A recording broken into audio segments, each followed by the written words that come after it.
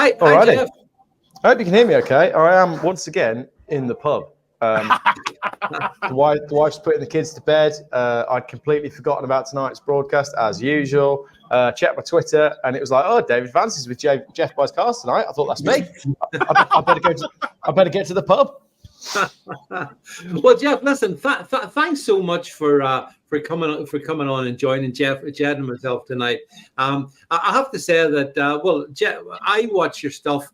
Jed is an avid watcher of the stuff that you do with the Mac Master. I think I'm right in saying that, Jed. I think you watch all of the yeah. I mean, because obviously I know you do watch him, David, but the series from John O Groats to Land's End, I knew, Geoff, from the outset you were going to win. Yeah. I have a hybrid, okay? And I would like to join you on one of these challenges to see how little I would spend using the hybrid, because I can get over 500 miles, 45 litres of fuel in my hybrid if I drive properly. But so I think you should have a hybrid in one of your next challenges, because that's halfway between EV and petrol. Okay, but no, the series you did, and I could see poor old Lee pulling his hair out because of the charging system and what have you. And he knew he was on a loser, even though he kept saying, I might catch him up. He knew he was on the loser from the outset. And to see a broken man like that. Right. Okay, Geoff, set this one up for all our viewers and all our listeners. Just summarize this remarkable escapade and shenanigans you've been up to that Jed's referred to. So essentially, it's myself and Lee, the Mac Master. He has an electric Porsche. We've done a number of collaborations together, and we've been planning a trip together for some time. Then we stumbled upon the idea of doing this John O Groats to Land's End challenge, and that was that. So the idea was start at John O Groats, stop at Kendal for a hotel stop, and then head straight down to Land's End from there. So we've been working on this, planning this trip for some time, and a lot of messages going back and forth between us, and we were both very much looking forward to it. But what was hilarious was, although most people who know cars and know the situation with EVs knew that the diesel was going to sort of win, what we didn't know was the time difference between the two cars arriving and then the costs as well. So to summarize for anyone that hasn't seen it, I got to Land's End. Well, Lee never even made it to Land's End, for starters. He never bothered going because he arrived in Cornwall that late that he didn't even bother completing the last bit of the trip because he'd had such a bad day. But essentially, when we totted up all the hours, I was 9 hours ahead of him, and it cost me about 120 quid, and it cost him more like 260. Now, that was the bit that I was really shocked by. I mean, I knew I was going to win on time, because I just knew that I wouldn't need to spend any time in service stations. So for me, that one was in the bag. But there was still a chance that he was going to claw it back on costs. But then to sit down with him and go through the amount that he'd actually spent on charging and to find that it was 260 quid that was a bit of a mind-blowing moment, that was. Yeah. And I mean, I have followed Lee's channel and his electric Porsche, because I have a sense of gosh, that's a bullet that I dodged, because back in 2020 I was in a Porsche showroom and they were trying to talk to me. Oh, have you considered this? And back then I sort of decided no, not for me. But that was because again, Geoff, sometimes I think I've got a decent sense of instinct, but I couldn't back it up. I just thought, no, I'll not bother. So I actually, as Jed said, I went for a Porsche hybrid. But when I listened to the stuff that Lee's come out with regarding the depreciation, all of that, it's an absolute you-know-what show, isn't it? I mean, why would anyone buy that sort of expensive EV? Well, this is the thing as well, and I think the other bit that people don't perhaps see from the relationship that Lee and I have built up. You know, we got to know each other through YouTube. Yeah. And I think it was purely from people commenting on my videos and his videos saying that we should get together and do a video together. Yeah. We kept appearing in each other's comments. So then we finally, we had a phone call, and he phoned me, and we were on the phone for about an hour. And I realized that in terms of, being awake, Lee wasn't anywhere near where I was at. So he sort of phoned me, and he was saying, oh, you know, this is the problem I'm having with my EV. What's it all about? And I had one of these moments when I was like, right, sit down. I need to tell you some stuff. Yeah. We honestly, our first phone call was near as damn it an hour long. And the thing is, as well, Lee, people can go on Lee's YouTube and they can say, oh, he does it for clicks, he does it for the money of the YouTube channel. But if you follow his full journey, it's totally innocent. You know, he bought the Porsche EV. Yeah. He's a car guy, but he's not what I would call true car guy, you know? So he loves his BMWs and he loves his Porsches, and he's had a run of Porsches, and then he goes for the Taycan. And it's in his first few videos on the car, he's absolutely loving it. You know, he's excited. He's got this new electric Porsche, and it's this and it's that. Yeah. And you go back to his earlier videos with it. It's not until he gets to the Christmas of that year that he started to see the drawbacks when he did a video that he had it was a really popular video on his channel, because he was quite simply trying to get home around Christmas, and he got stuck and there was snow and he couldn't charge and he had to get a hotel. And then his channel started blowing up on the EV videos. So I feel like people have watched my video with Lee and they've watched the John O Groats challenge. I don't think they realized that Lee didn't always hate his electric car. You know, he bought it in good faith. He bought it thinking it was going to do okay on depreciation like any normal car, and it was going to work like any normal car. But the journey that he's been on has actually been quite natural. It's quite an organic awakening that Lee's had. And now he's dived totally off the other end, and he's started to see that these electric cars are connected to this, and that's connected to that, and that's connected to that. I see, David, sorry, I've seen that journey, Geoff, that you're talking about, and you're absolutely right. And that particular one where he was, I think he was stuck somewhere in Scotland, wasn't he? He had to get an hotel because he was snowed in, if I remember correctly. I think it might be Buxton, actually. It might be in the Peak District. He may very well. I might be wrong. But he was completely snowed in, wasn't he? And they had a little charger, and he was taking forever to charge. And I do remember that one. And I think that is the point where it changed for him. His view on EVs changed. But then again, you see, he's got you now as a friend, and you've been doing all these videos on electric fires. Yeah, I think that one at Luton was caused by the EV battery, if you see what I mean, down by the wing. But anyway, I have seen that journey, and it's quite remarkable. But now he's in that position where he can't get rid of that car because it will cost him too much. Well, it's dropping in value by the day. And, you know, when I was, and that was the funny thing, it was all very, people saying it was planned and it was staged. It was all very genuine. I got to the hotel on the Friday night, 3 hours. No, I got to the hotel on the Friday night, an hour and a half before him, and there was no bar.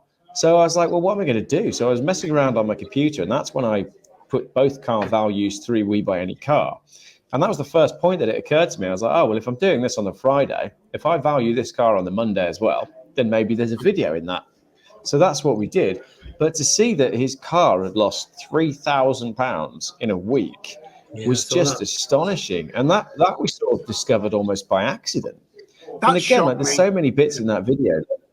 Yeah, it is. It's absolutely shocking, and as I said in my video, that's on top of the £10,000 that it lost in the previous 3 months. So the numbers are just unbelievable. So when he says you can't afford to get out of this car, he's not kidding. Because if you wanted to give that car back tomorrow, I think he's going to have to stump up something like 37 grand.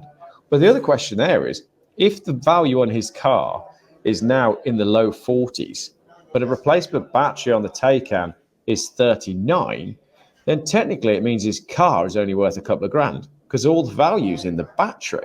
And no one's really talked about that yet either. With the depreciation on these EVs, it only takes a couple of years before the battery's worth more than the combined value of the car, which again is like, from a second-hand point of view, it's ludicrous. That's mad. I'm just going to tell Geoff about this comment from Brookie. It says, no bar, how rude. Yeah. Well, if you watch the video, it's my mistake. I booked just a terrible hotel. It was my bad. All of the inns don't have bars. I know where they are. I've stopped in a few. Not Holiday Inns. There's a Days Inn. There's a Days Inn on a motorway service station. I was suckered in by the picture of the lake. So if you watch the full video, it's quite a funny moment when I get to this hotel and realize what I've booked. because again, people have been saying, "Oh, Geoff, you're such a diva for wanting a nice hotel." But at the end of the day, we financed the whole trip ourselves. It took us 5 days all in.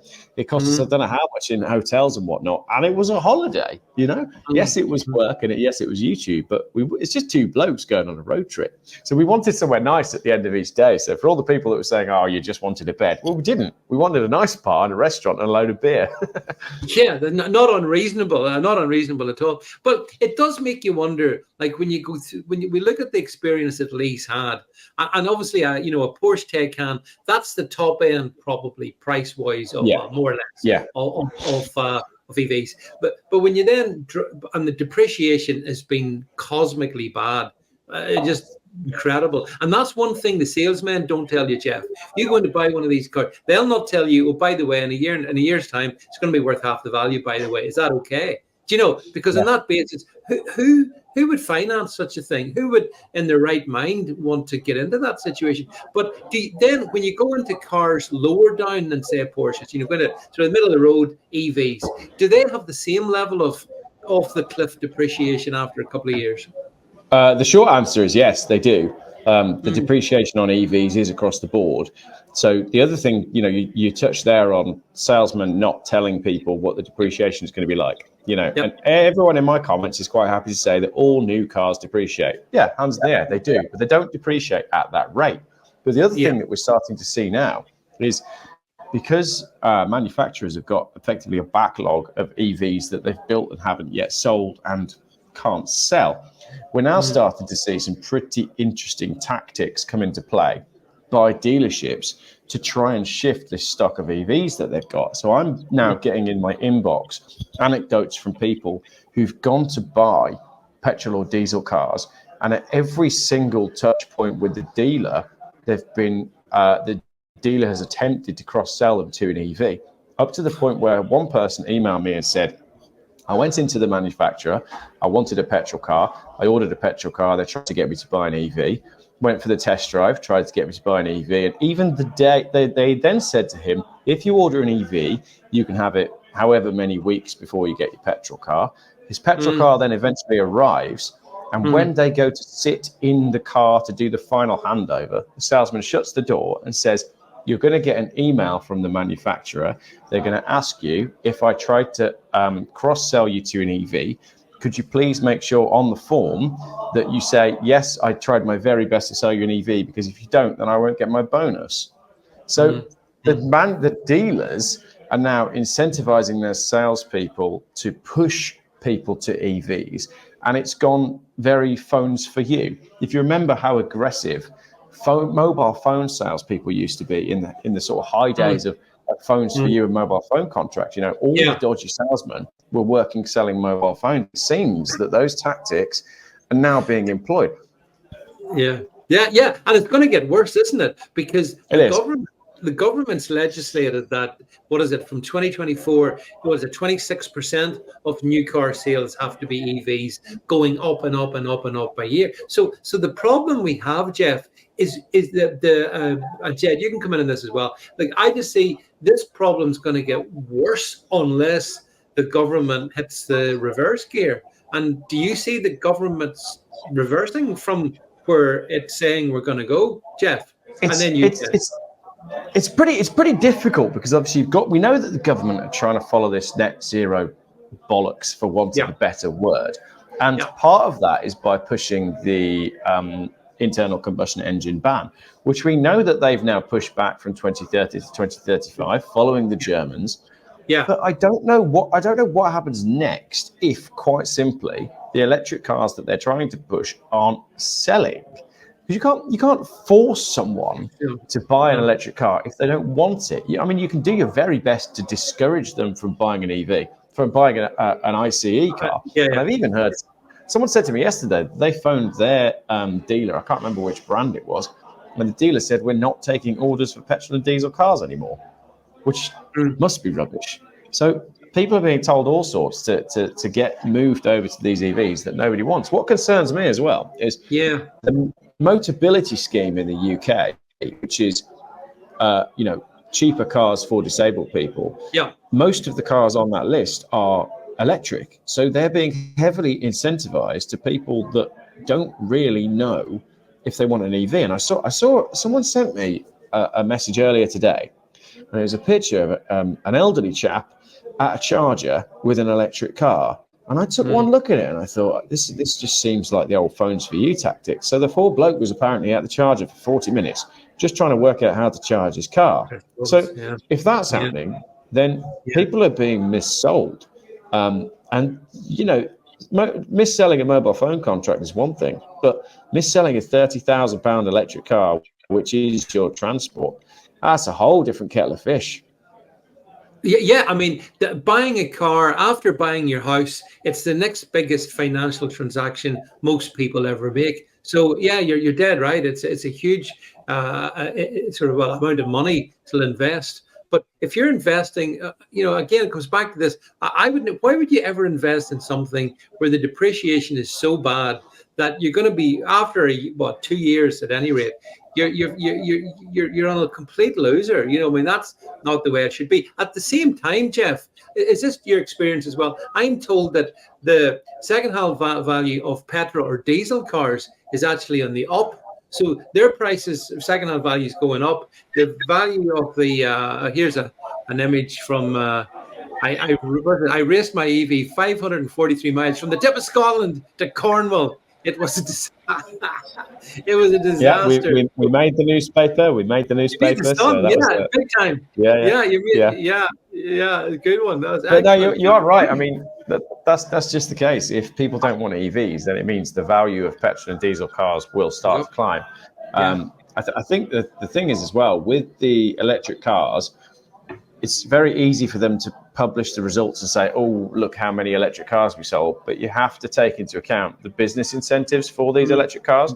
So it's actually mostly business users. And the amount of people that are actually walking in, you know, private users walking into a showroom and saying, I'd really like an electric car. I think it's being kept quiet as to just how few of those there really are. Yes, there's business users buying them because it's a tax incentive and they get, all that sort of stuff with company cars. They're selling, and that's why people are able to say, oh, well, the Tesla Model Y is the best-selling car in the country. I was like, yeah, it is, but to business users. Real people aren't buying them. And I think that I'd love to see some more statistics on how many actual, normal, real people are buying these EVs. And the other thing as well on the depreciation, nobody's paying cash. So nobody's actually going with, you know, 50, 60, 70,000 pounds in notes and then losing 20 grand in 2 weeks. It's all on these monthly payment schemes. Again, I don't think people realise. Because if you take out a car on a 3-year deal, the price of your 3-year deal is also tied into what the value of the car is going to be at the end of 3 years. So if at the end of 3 years your car is worth significantly less than they planned for, what happens next? You have effectively this like bubble that's about to burst. Well, Geoff, you see, I had that when I when I went from a diesel estate to my hybrid. I was swapping cars every 2 years, and I was on a deal where I either paid it off or I just got another car, if you see what I mean, and just constantly paid. And so I went in and they went, oh, well, the government's just said it's the end of diesel because it was that year that it came out. And I said, yeah, but you've given me a guaranteed sell buyback price. Yeah. Oh, well, no, because of the government now. And I only lost 500 quid. But I can imagine, and therefore, maybe I have right for mis-selling because they had a guaranteed price. That they would buy it back based on the mileage and condition, not government policy. But the thing you've just mentioned, and I just want to take you back just a moment to you talking about the disabled people being pushed into EVs. Never mind the weight of the EV and whether an EV is suitable for them for where they live, because they might not, have a drive, etc., to be able to charge it. So they're using public chargers. Public chargers, one, are vastly more expensive, as proven on your challenge with Lee, and two, the weight of the cable to plug the thing in. I mean, even Lee mentioned the weight of the cables. These massive cables that they have to lug about to plug in. Now, a disabled person might not be able to cope with that. So no thought is given there, either, when they push these to disabled people. Yeah, completely agree. It's being marketed as this one size fits all. Electric cars are going to save everyone, and the fact of the matter is, I've got people commenting on my videos saying things like, well, I can charge mine at home and it's 4 pence a kilowatt and it's the best thing ever. And I quite simply say, well done. You're in like the top, 3% of people that electric cars actually work for. Because for the rest of us, I can't have a charger at home. I can't charge at work. A lot of people are being able to charge for free at work. Well, someone's going to pick up the bill for that, and it's not going to last forever. So, yeah, I find the whole thing pretty ludicrous. Yeah, but Geoff, I'm going to dive down one of my rabbit holes now, just to deepen this conversation.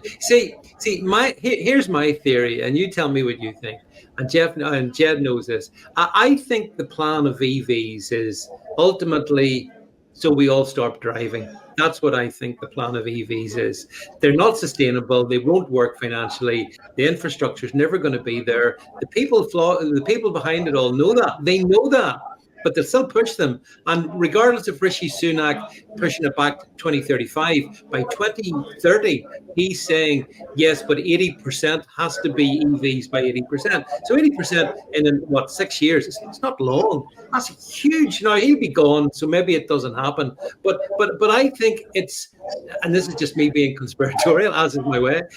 I think the agenda is very dark. It's not just about car efficiencies. It's about no cars. At one point, Geoff buys cars might become Geoff buys no cars because there won't be any cars to buy. Right. I completely agree. And again, this is the thing that I'm trying to get across to people, that these electric cars, it's a stepping stone to something else. And I think we are heading towards a dystopian society where the top 0.5% of people will have an electric car, and it will be a big £100,000 SUV. But at the end of the day, every electric car is tracked, and every electric car is connected to an app, and the app's connected to the grid. And if someone decides that they don't want you to go anywhere, then they can just switch you off. So if you combine the push to electric cars with, we've got low emission zones expanding everywhere, and my channel's been big on that, and we've got road charging that they're looking at bringing in 2024, and again, my channel's been big on that. I don't aim the channel just at bashing electric cars. I'm trying to get people to see that if we don't stand up to this stuff, there will come a time where the only people that own cars is going to be the super rich or those that have been given one by the government. And it's this awful dystopia that I can see happening. And the road trip that Lee and I have just done, you ain't going to be allowed to do it, even if you can afford it. It's not a world that I want to live in. It's not a future that I want for myself or my kids. And all of these things are connected. So trying to get people to understand kind of where it starts and where it goes next, that's what I see as my job, really, because I'm amazed how people are just sort of sleepwalking into this this like no movement dystopia where we don't go anywhere. We're seeing the same on the roads as well, with the amount of roadworks that we've got everywhere. This was the really eye-opening thing for our Groats to Land's End trip. For me, it was like, I can't wait to do this trip. It's a real bucket list thing to do. It was crap. The trip was crap, top to bottom. The roads were horrendous. The traffic was ridiculous. There were roadworks everywhere. And I had a moment where I posted a video where I basically said the country's broken because top to bottom, it was terrible. And then as soon as you put that out on Twitter or Facebook or wherever, everybody then comments and says, you know what, it's the same where I am. There's roadworks everywhere. It's down to one lane everywhere. There's nothing being done. And I think the reason that they're doing that is to put us off driving, so we don't want to go anywhere anyway. And I have to admit, we've just had the kids half term, and we wanted to go down to Plymouth to go to the aquarium. And after all the driving I'd done and the state of the M5, we didn't do it. And I was thinking, well, here's me with my YouTube channel saying there is a conspiracy theory to put people off driving. And at the same time, we didn't go and do something that we wanted to do because I'd been put off driving. Well, it worked. Yeah, they don't want us driving. I mean, the motorist has been public enemy number one for quite a while, I think. But it's cranked up now, and you see it with the ULEZ zone. Did you see about the what's the other one? The ultra low emission parking. Did you see that? Where there's a parking councils around the UK are now wanting to charge a premium if you don't have the right kind of vehicle. Even parking the thing is going to cost you more. But it's not emitting anything. That's the point. Again, Geoff, I'm sorry. They're not emitting anything. It's a cash cow, and clearly Cynic Car has proven it's a cash cow. Yeah. and you're being forced off Yeah. the road. And Jeff's absolutely right. You're being forced off the road into an electric car if you can afford one, if you can afford the 60, 70,000 pound for one, and then you have a fire hazard if you have a drive. You have a fire hazard sat right at your front door, waiting to burst into flames and set your bloody house on fire. The big question is how much will people actually take? I mean, if you look at what's going on in London at the moment, and obviously I caught a little bit of what you guys were discussing beforehand with everything that's going on with the Israel-Palestine stuff, and it's all kicking off in London. And I just feel like London has fallen. Like, why would anybody want to live there at this stage? You've got the ultra low emission zone, which is ridiculous, and then it expands, which is ridiculous, which is all based on completely dodgy science, as I've proven in multiple videos. Yep. You've got the tube. The tube is kicking out more pollution than anywhere. Now you've got Sadiq Khan, who is recruited what is essentially an army of immigrants, from what I can tell, to go out in these electric ULEZ vans to capture people while they're out and about for driving their cars with these ULEZ cameras. Now you've got an army of people, citizens, going around chopping down the cameras that shouldn't be there in the first place. You've got an army of citizens going out to take out the vans and report all the locations. Look, at what point is enough enough? Seriously, we've got this tin pot dictator who's running London, and he's just running roughshod over everybody like the blooming sheriff of Nottingham.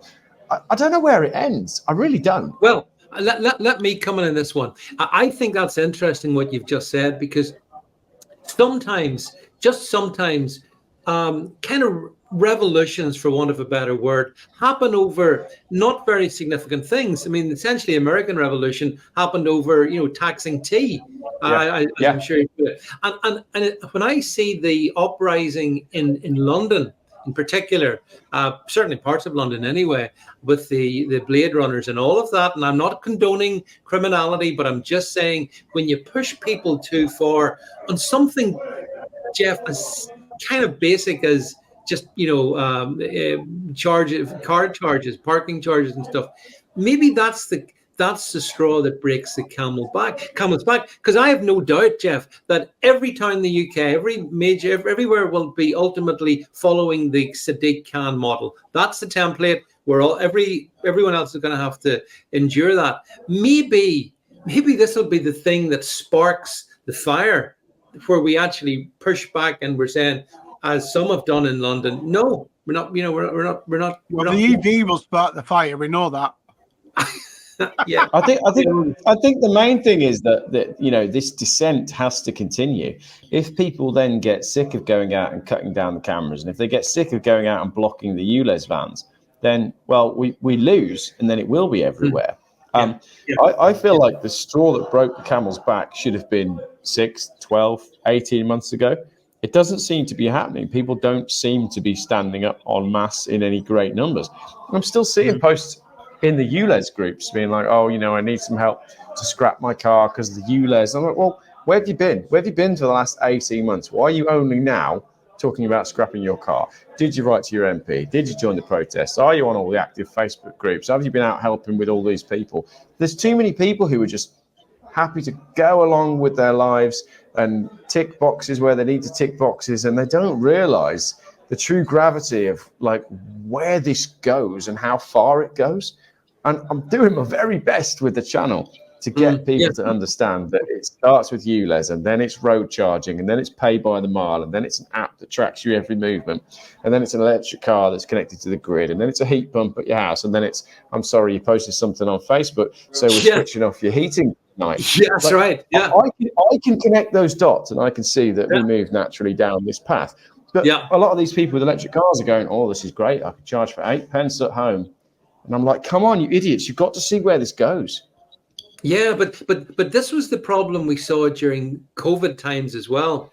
People had their freedom taken away, and they were thankful for it. They liked it. They liked the fact they were being told, well, you can't go out, you can't go and see Granny, you can't do this, that, and the other. There's a docile nature to the British people that I don't recognize. It certainly wasn't there in previous generations. I agree, David. I agree, but I think the breaking point here that Geoff has been alluding to, but not actually said. At the moment, people are paying 8p per kilowatt, for example, at home. But what I will tell you is, when you get a charger fitted at home, it's on a separate line, okay, from your main box, but it has its own separate line. And there's a reason for that, because then you can put that on a separate meter. Because now, let's take this forward 10 years, 15 years, when more people have got these death traps sat outside their front door with the charger, okay, at home, then what we get is, oh, you now need an electric meter for that one, so we can charge you a different price for when you're charging your 100%. car. When they're paying 69p like Lee was at the iconic chargers, or wherever they are, and he was paying 69p per kilowatt, that's what people are going to start paying at home when they're charging at home. You have to have a separate electricity meter for it. I don't understand why people think the chargers are going to stay forever, and all these people that think they're having a great time with it.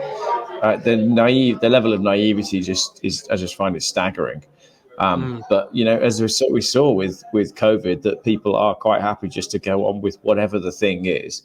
I've always been the sort of person that wants to ask questions and say, hang on a minute, if they're doing this, then what does it mean for that, or that? And there's too many people in the world that I think they're just busy. I think that's what it comes down to. I think people are just busy. Like, it's so hard just to get on in life these days. Everything is so expensive. You have to work so hard just to reach the basic level of living. A lot of people haven't really got time to ask these questions. I think that's a fair point, and I think that's why what you do in your channel, Geoff, is so important, and we do our best to do that as well. I mean, the key to surviving the COVID tyranny was critical thinking, but critical thinking doesn't stop there. As you know, critical thinking takes you across everything. It takes you into the area of EVs, energy, all of this stuff. I mean, for example, another example of how they play us. Did you see that? Was it today? The European Union, one of their weather experts, came out and said it's 2023. It's going to be the hottest year in 212,000 years or something. And July 23 was the hottest for 212,000 years. And obviously that's all nonsense. It's all, it's junk science. But I believe that that's all part of this narrative, which you understand, Geoff, that, to make people think, yeah, this climate change is real bad. We got to get out of those petrol and diesel vehicles. We got to go with EVs. And if we can't go with EVs, maybe we'll use public transport if we can do that. So it is all connected, isn't it? As you said earlier, Geoff, there's a thread runs right through it. Yeah, absolutely. It's all part of the same agenda. I think in many ways, the electric vehicle thing is really quite a blessing, because it so obviously doesn't work. And for so many people that are exposed to them, particularly on like the industry side of things, it becomes really clear that it's just a complete scam. So, we can talk about batteries and the fact that they're made in the Congo by children down an illegal mine, and it's horrendous for the planet. Ignore all that for the moment, right? If you give a council bus driver who's driven diesel buses forever, if you give him an electric bus, it will take him about 3 days to realize that it doesn't work. And it's the same with the bin men. If you give the bin men an electric bin lorry, it will take them 3 days to realize that it doesn't work. So when people on the ground are emailing me, and I get this all the time, hi, Geoff, I'm a bus driver. The council's just replaced 3 of our buses with electric. One of them can only do the morning run. The other one died on the way out. We can't get enough charge in them. I tried to charge it on my lunch break and it only added half a mile. Like, I get so many emails that I haven't even had a chance to address. And this is going on up and down the country. And the other side of that is the electric bus will be 3 times the cost of a normal bus. And all these councils are just going along with it. And how does that work if it was like, say, an electric ambulance or an electric fire engine? What would the implications of that be, do you think? Oh, same as a chocolate fire guard, isn't it? It just doesn't work. The electric ambulance might be the electric ambulance and the electric fire engine might be perfect for the first patient and the first fire of the day. Well, that one's getting some lols there, Geoff, I tell you. Electric fire guard. I mean, that's a good old classic there, but it's getting some lols in the chat. I think Postman Pat's probably being updated to get his electric vehicle. I'll tell you a quick story. I was in a taxi from Cardiff Airport down into central Cardiff there a couple of weeks back, and I was chatting away to the taxi driver, and I've long since learnt the essential lesson. If you want to know what's going on in the world, ask the guys who drive the taxis. They're great. And this guy, 100%. really nice guy, we were chatting, and I brought up the topic of EVs, and I said to him, so how do you see this affecting your work, what you do as a taxi driver? And he said to me, yeah, it's over then. It's over. I can't do the trips unless I was doing inner city trips. And the nature of his work was he was doing airport work and stuff.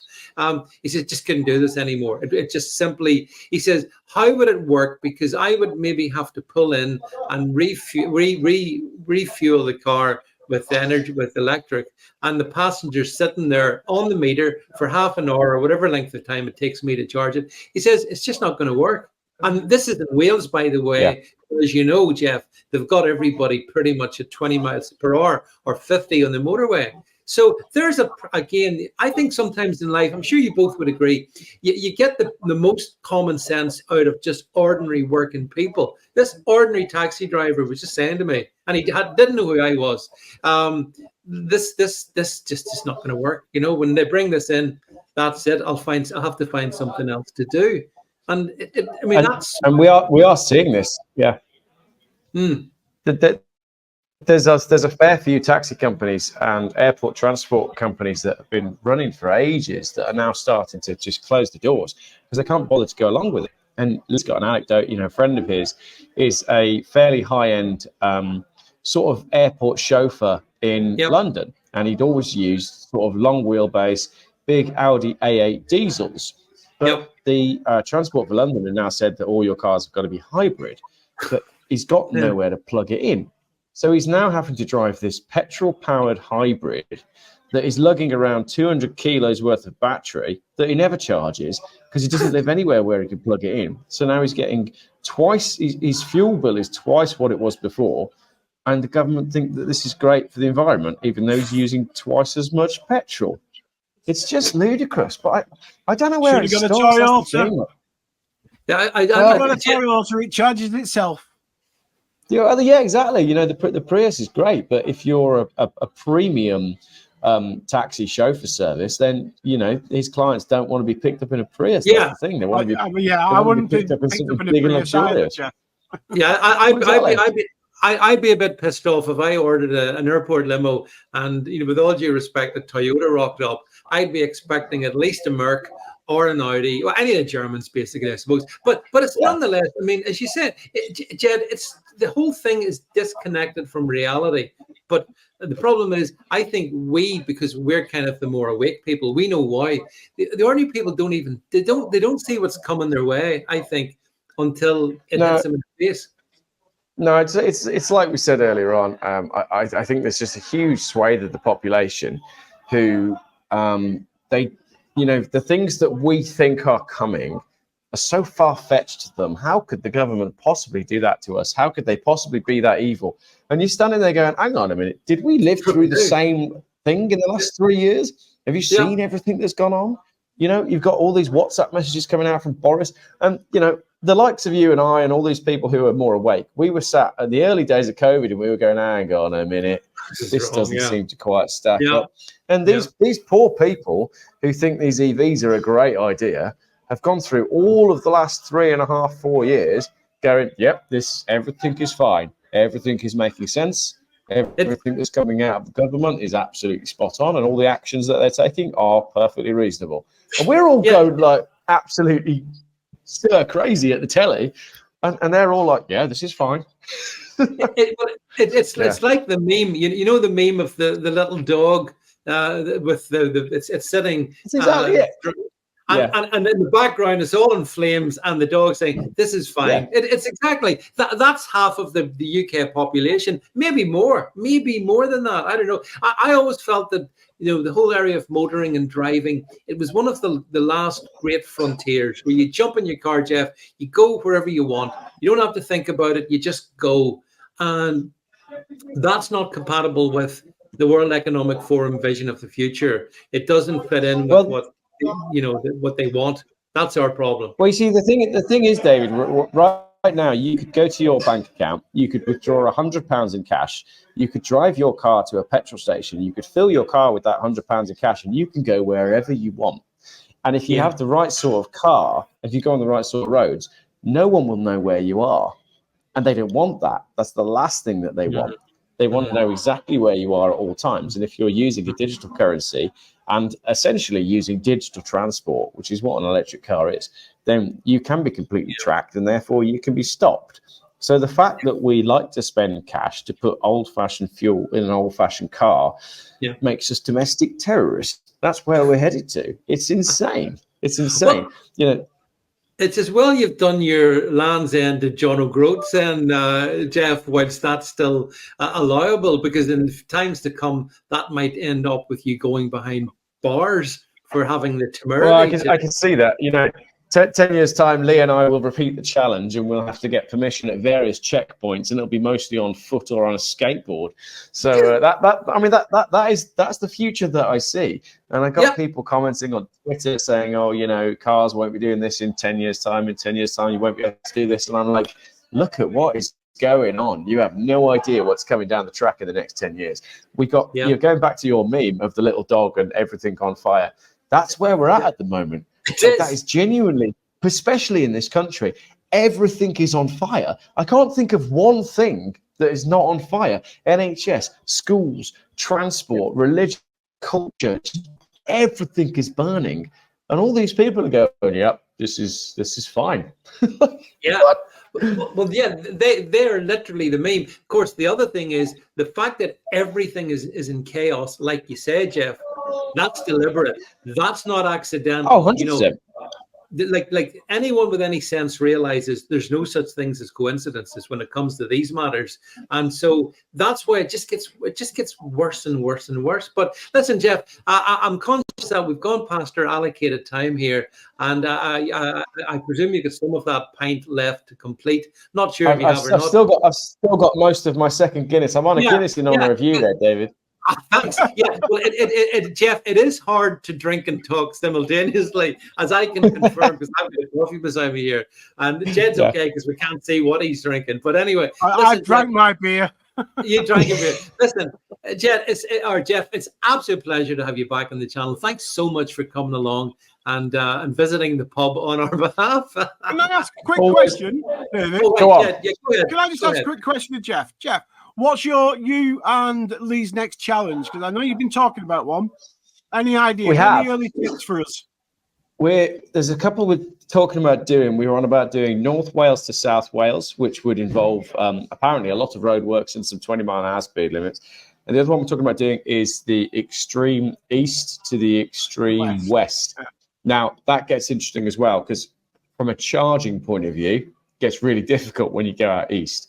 So I think that'd be fun as well. But the other thing is I don't want to do I think we've got lots more challenges that we want to do, but I don't ever want to do a challenge in the same car twice. So I will always source or beg or borrow or steal a different and more interesting car for each of the challenges that we do. Lee's stuck with the Taken because he pays £1,200 a month for it, or however much it is that it costs him.